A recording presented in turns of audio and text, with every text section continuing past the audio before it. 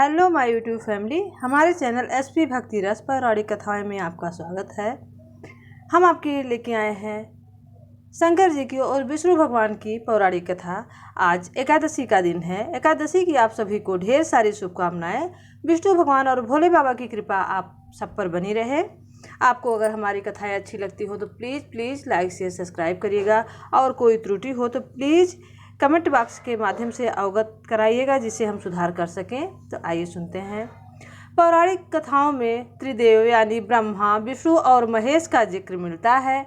ब्रह्मा जी को सृष्टि का रचयिता माना जाता है, वहीं विष्णु जी को जगत का पालनहार और महेश यानी शिव जी को संहारक माना जाता है। शिव को असुर और अधर्मियों का वध करने के लिए जाना जाता है। एक बार भगवान विष्णु को इस असुरों का वध करने के लिए एक दिव्य अस्त्र की जरूरत पड़ी, तो उन्होंने शिव की तपस्या शुरू की। कृपया कथा लास्ट तक जरूर सुनिएगा, तभी आपको पूर्ण मिलता है। और भक्ति में है शक्ति। इतने समय के लिए आप प्रभु के शरण में जाएंगे और आपकी सभी मनोकामनाएं पूरी होंगी। एक बार भगवान विष्णु को इन असुरों का वध करने के लिए एक दिव्य अस्त्र की जरूरत पड़ी, तो उन्होंने शिव की तपस्या शुरू कर दी। विष्णु ने तपस्या के दौरान शिव को अपने नेत्र यानी अपनी एक आँख भेंट कर दी। शिव जी इससे बहुत प्रसन्न हुए और विष्णु भगवान को सुदर्शन चक्र भेंट किया। भगवान विष्णु ने शिव की तपस्या आरंभ की। वे शिव जी का 1000 नाम जपते और हर नाम के साथ एक कमल का फूल चढ़ाते। शिव जी ने विष्णु जी की परीक्षा लेनी चाहिए। वे विष्णु जी अपनी तपस्या में लीन थे। वे विष्णु जी के समक्ष पहुँचे और चुपके से एक कमल का फूल चुरा लिया। विष्णु जी अपनी तपस्या में लीन थे, उन्हें इस बात का पता नहीं चला। तब उन्होंने आखिरी नाम जपा, तो उनके पास कमल का फूल नहीं था। अगर वे फूल नहीं चढ़ाते तो उनकी तपस्या भंग हो जाती। विष्णु जी ने तुरंत अपनी एक आँख निकाली और शिव जी को अर्पित कर दी। शिव विष्णु जी की तपस्या से प्रसन्न हुए और उनसे वरदान मांगने को कहा। तब विष्णु जी ने राक्षसों के संहार के लिए एक अचूक शस्त्र मांगा।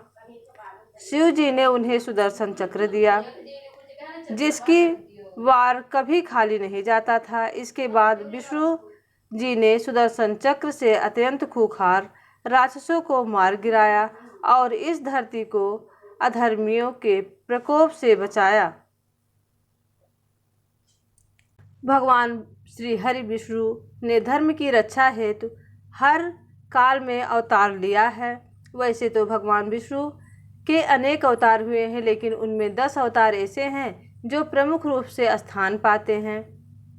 भगवान श्री हरि विष्णु के 10 अवतार यानी 10 अवतार की पौराणिक बहुत सी कथाएं हैं। पुराणों के अनुसार भगवान विष्णु ने सृष्टि को प्रलय से बचाने के लिए मत्स्य अवतार लिया था। इसकी कथा इस प्रकार है। कृतयुग के आदि में राजा सत्यव्रत हुए। राजा सत्यव्रत एक दिन नदी में स्नान कर जलांजलि दे रहे थे। अचानक उनकी अंजलि में एक छोटी सी मछली आ गई। उन्होंने देखा तो सोचा वापस सागर में डाल दूं, लेकिन उस मछली ने बोला, आप मुझे सागर में मत डालिए, अन्यथा बड़ी मछलियां मुझे खा जाएंगी। तब राजा सत्यव्रत ने मछली को अपने कमंडल में रख लिया। मछली और बड़ी हो गई तो राजा ने अपने सरोवर में रखा। तब देखते ही देखते मछली बड़ी हो गई। राजा को समझ में आ गया कि यह कोई साधारण जीव नहीं है। राजा ने मछली में वास्तविक रूप में आने की प्रार्थना की। राजा की प्रार्थना सुन साक्षात 4 भुजाधारी भगवान विष्णु प्रकट हो गए और उन्होंने कहा कि ये मेरा मत्स्यावतार है। भगवान ने सत्यव्रत से कहा, सुनो राजा सत्यव्रत, आज से 7 दिन बाद प्रलय होगी, तब मेरी प्रेरणा से एक विशाल नाव तुम्हारे पास आएगी। तुम सप्त ऋषियों, औषधियों, बीज व प्राणियों के सूक्ष्म शरीर को लेकर उसमें बैठ जाना। तब तुम्हारी नाव डगमगाने लगेगी। तब मैं मत्स्य के रूप में तुम्हारे पास आऊँगा। उस समय तुम वासुकी नाग के द्वारा उस नाव को मेरे सींग में बांध देना। उस समय प्रश्न पूछने पर मैं तुम्हें उत्तर दूंगा, जिससे मेरी महिमा और पर ब्रह्मा नाम से विख्यात है तुम्हारे हृदय में प्रकट हो जाएंगी। तब समय आने पर मत्स्य रूपधारी भगवान विष्णु ने राजा सत्यव्रत को तत्व ज्ञान का उपदेश दिया, जो मत्स्य पुराण नाम से प्रसिद्ध है। विष्णु भगवान धर्म ग्रंथों के अनुसार भगवान विष्णु ने कूर्म कछुए का अवतार लेकर समुद्र मंथन में सहायता की थी। भगवान विष्णु के कूर्म अवतार को कच्छप अवतार भी कहते हैं। इनकी कथा इस प्रकार है।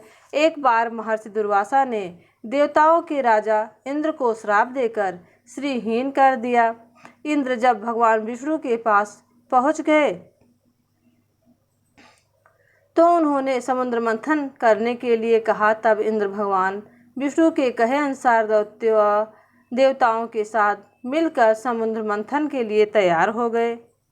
समुद्र मंथन करने के लिए मंदराचल पर्वत को मथानी योग नागराज वासुकी को नेति बनाया गया। देवताओं और दैत्यों में अपना मतभेद भुलाकर मंदराचल को उखाड़ा और उसे समुद्र की ओर ले चले, लेकिन वे उससे अधिक दूर तक नहीं ले जा सके।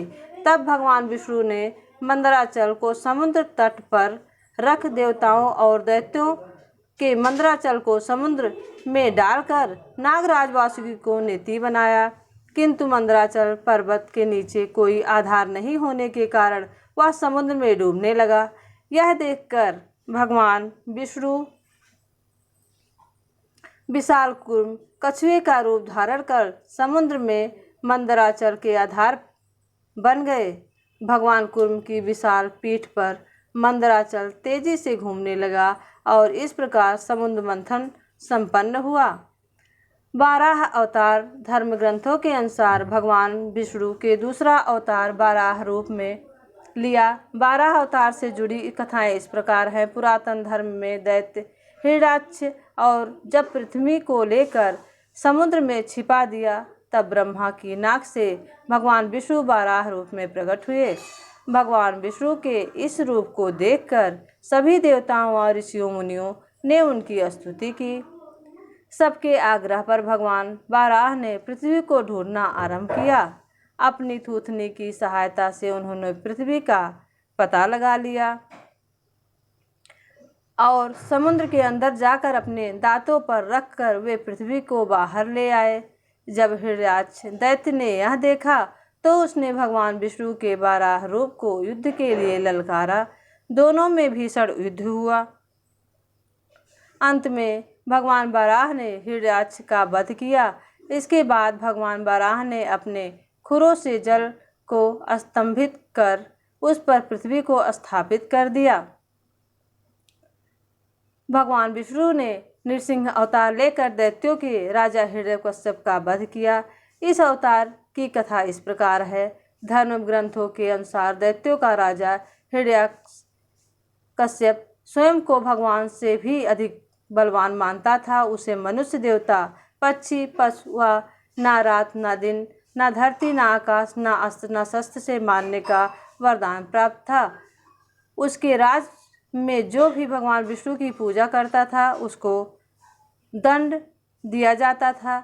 उसके पुत्र का नाम प्रहलाद था। प्रहलाद बचपन से ही भगवान विष्णु का परम भक्त था।